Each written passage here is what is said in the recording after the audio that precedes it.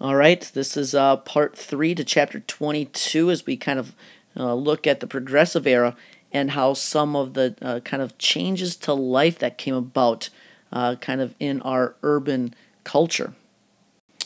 And what we see is that as kind of standards of living improved, there was a growing middle class as we saw more doctors, lawyers, teachers, and engineers. People had tripled their income in a 20 years time span, and therefore, we with more people that could afford the consumption of the products being made, our businesses needed to produce more of those products. And as they did, they want to try to stimulate demand, and not only kind of providing things that, people needed, but also things that they simply wanted. And with that, you see the kind of a growth of advertising.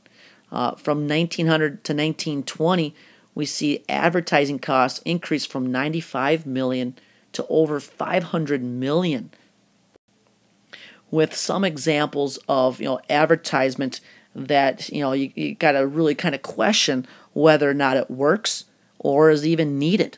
Kind of a lot like today. If you flip on the TV, you see numerous commercials trying to attack people. Attack their fears, like they weigh too much.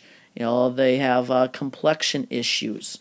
Maybe providing for you need this type of clothing to be cool. And what businesses found was advertising does impact what people buy. Yet during this time, there was very little regulations on what went into these products, and you'd see things like cocaine, heroin, opium, making these products very unsafe. But what we'll see eventually is throughout the progressive era, these things will be cleaned up as we try to fix these issues that society was experiencing. But again, with the increase in the middle class, we also see an increase in leisure time. Now, most of this, kind of also comes from the fact that the kind of length of the work week was being shortened a little bit. But also people had better jobs, which afforded them more leisure time. Perhaps something as simple as walking in the park, going to circuses, or attending America's national pastime, baseball. But during this time, we also see an increase of college football.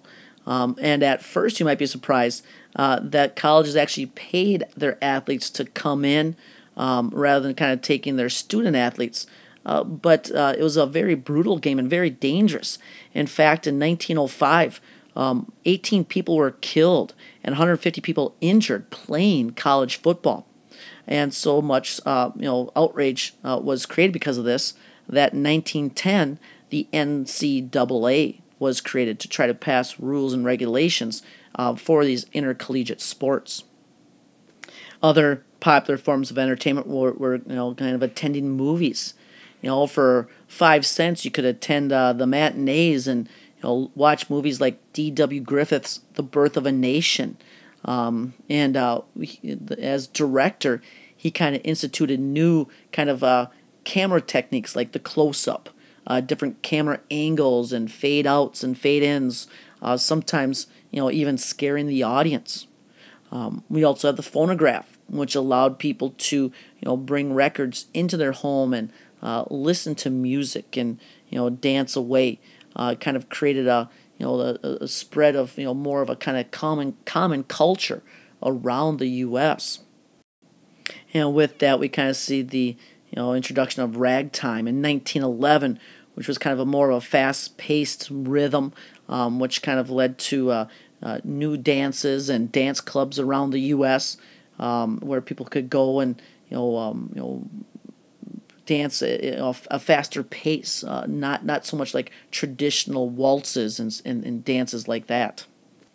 But a different type of music, which is kind of truly American, is jazz. And it was kind of influenced by African Americans of the progressive era, and is kind of known for its improvisational nature. And kind of helped brought north by Louis Armstrong, whereas jazz kind of had its beginnings in New Orleans. Armstrong and other African Americans kind of brought the music with them north to cities like New York and Chicago. And not just African Americans but whites as well started listening to this new music, and we'll see it kind of become the music of the 1920s, the jazz age. And yet there were still other forms of entertainment, like vaudeville. It was just kind of like a variety act, vaudeville was. Different actors and actresses would perform skits, perhaps songs. There might be magicians and acrobats, but they kind of played on the immigrant experience. It was really kind of, a variety act, I guess, where you could pay and go see a variety of things before your eyes. And still another change, yet again, is with dealing with the arts. In what became known as the Ashcan School of Arts, what we see is kind of that these new artists shared with the reformers kind of a feel for the environment, and kind of in some of their paintings you can kind of see them focus on city life and kind of the energy that it brought out and kind of characterized it.